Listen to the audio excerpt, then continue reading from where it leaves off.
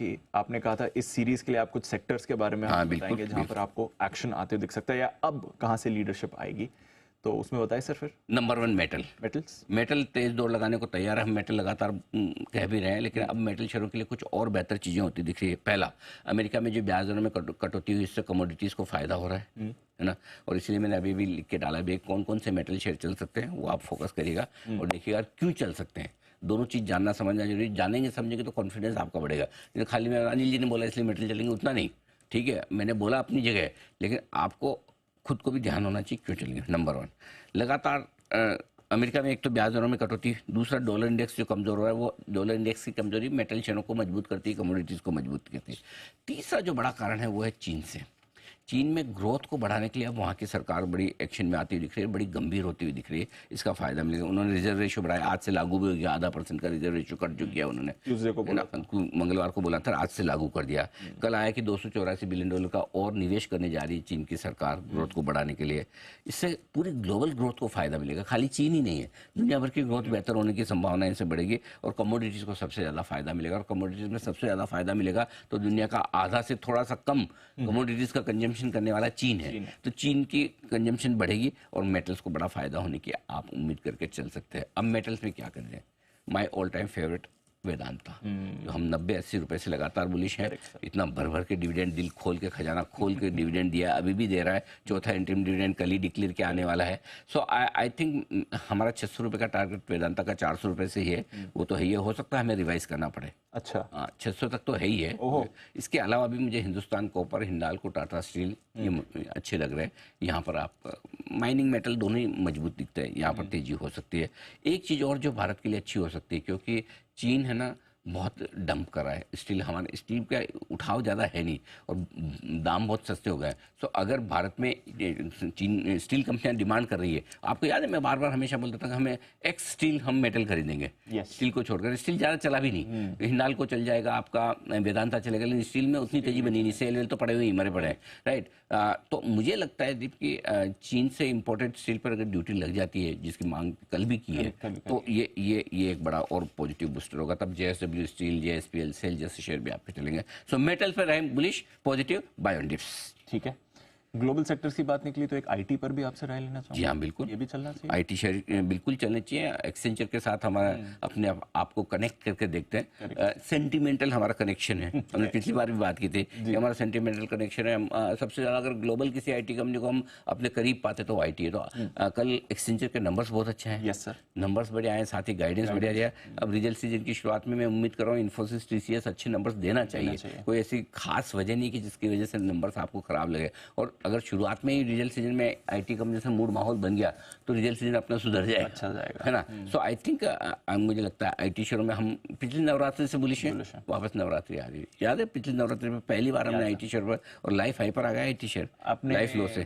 पहला जो SIP था नवरात्रि में, वो आपने आईटी इंडेक्स ही कहा था। आईटी इंडेक्स ही कहा था पहला। Yes, you are right.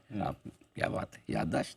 हाँ, तो पहला नहीं मैं याद रखूँ वो समझ में आता है, आपने रखा वो बड़ी बात है। तो पहला हमारा बिल्कुल याद है कि आईटी इंडेक्स में ही आप SIP करिए और किसी आईटी फंड में पैसा डाल दीजिए, क्योंकि इनमें तेजी आप देख लीजिए एक साल में आईटी शेयरों में जो आपका पैसा होना है। कोई भी अगर ओपिनियन है, और इस बार फिर नवरात्रि पे तैयारी दीप मेरी आ रही है ना, हर रोज कोशिश है, हर रोज नवरात्रि पर आपको कुछ बढ़िया पिक्स, कुछ बढ़िया इन्वेस्टमेंट आइडियाज दीजिए, या तो स्टॉक देंगे या इसी तरह की कोई थीम देंगे पकड़ के। सो आई थिंक ये है आपके लिए आईटी शेयरों में तेजी रहने की पूरी संभावना है।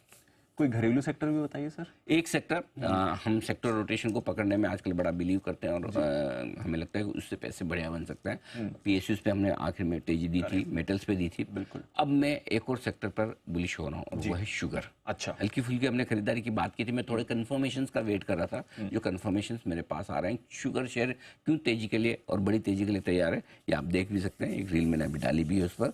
लेकिन इसमें बड़ी तेजी की तैयारी, और बड़ी तेजी की तैयारी इसलिए है कि कुछ कुछ चीज़ें बदल रही है। पहला, दुनिया भर में रॉ शुगर के दाम बहुत तेजी से बढ़ रहे हैं। पिछले एक हफ्ते में आप देखिए ब्राज़ील में फसल थोड़ी गड़बड़ होने के आसार हैं, वो एक है। दूसरा, हमारे यहाँ शुगर के MSP बढ़ाने पर विचार हो रहा है। MSP का मतलब यहाँ मिनिमम सेलिंग प्राइस है, कि इससे नीचे शुगर नहीं बिकेगी, है ना। गन्ना खरीदते तो MSP मिनिमम सपोर्ट प्राइस होता है, ये मिनिमम सेलिंग प्राइस है, इससे कम में शुगर नहीं बेचेंगे। नीचे की रेस खत्म हो गई ना शुगर कंपनियों के लिए, इससे ऊपर ही बिकेगा। तीसरा, पूरी संभावना है कि इथेनॉल के दाम बढ़ने की तैयारी में, हो सकता है अक्टूबर के पहले दूसरे हफ्ते में बढ़ जाए। और इथेनॉल आजकल तो कमाई इनकी इथेनॉल की, शुगर में तो कुछ कमा नहीं रहे हैं, पैसा तो इथेनॉल में ही बन रहा है। सो इथेनॉल के दाम बढ़ते ही शुगर कंपनी की शेयर ऐसे भागेंगे। ठीक है। तीसरा, ग्लोबली शुगर की कमी है, हमने थोड़ा एक्सपोर्ट रोक रखा है, कोटा लिमिटेड है।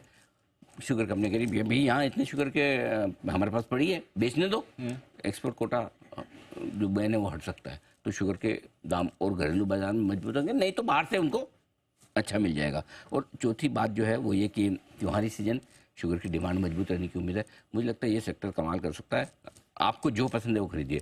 किसी को द्वारिकेश पसंद आ सकता है, धामपुर या अवध आ सकता है। कैश में अगर आप लेना चाहें तो ये 2-3 स्टॉक बहुत अच्छे हैं, और फ्यूचर्स में लेना चाहें तो एकमात्र है बलरामपुर चीनी।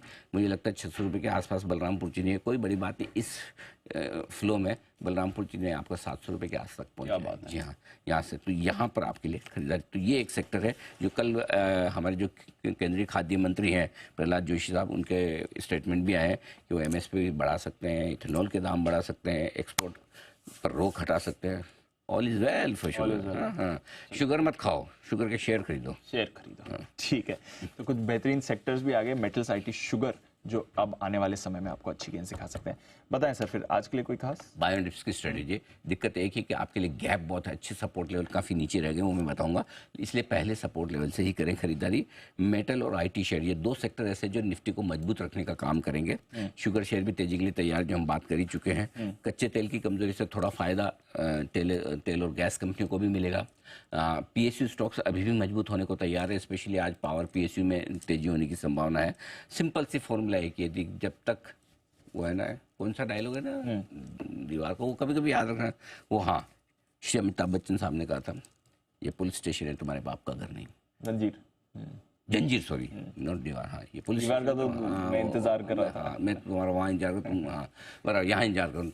ओके, तो जब तक ये पुलिस स्टेशन है, तुम्हारे बाप का घर नहीं, जब तक बैठने को न कहा जाए चुपचाप खड़े। करेक्ट है ना, स्टॉक मार्केट है, खेलने का मैदान नहीं। जब तक छोड़ने के लिए न कहा जाए चुपचाप होल्ड करो, पोजीशन को बनाए रखो। बने रहने से पैसा बनेगा, और जब बेचने का सिग्नल आएगा तो हम जरूर बेचेंगे, निश्चिंत रहें। चलिए।